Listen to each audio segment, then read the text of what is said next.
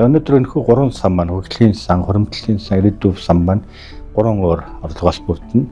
Ирээдүйн сан нь бол ашигт малтналын нөөц ашигласны төлбөрөөс бүрддэг ийм сан байдаг.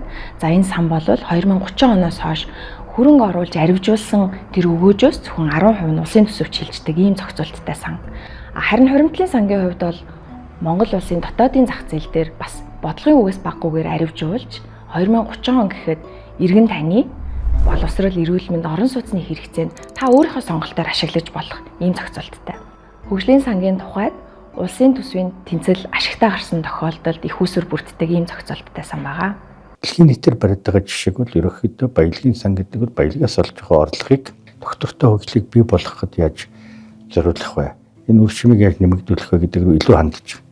Хуулийнхаа зохицуулалтаар ирээдүйн сангийн үйл ажиллагааны удирдлагыг сангийн яам, хуримтлалын сангийн үйл ажиллагааны удирдлагыг гэр бүл, хөдөлмөр нийгэм хамгааллын яам, хөгжлийн сангийнхыг эдийн засаг хөгжлийн яам хариуцдаг. Одоогоор идэвхтэй байгаа 2 сан буюу ирээдүйн сан, хуримтлалын сангийн хөрөнгө удирдлагыг Монгол анги хэрэгжүүлж байна.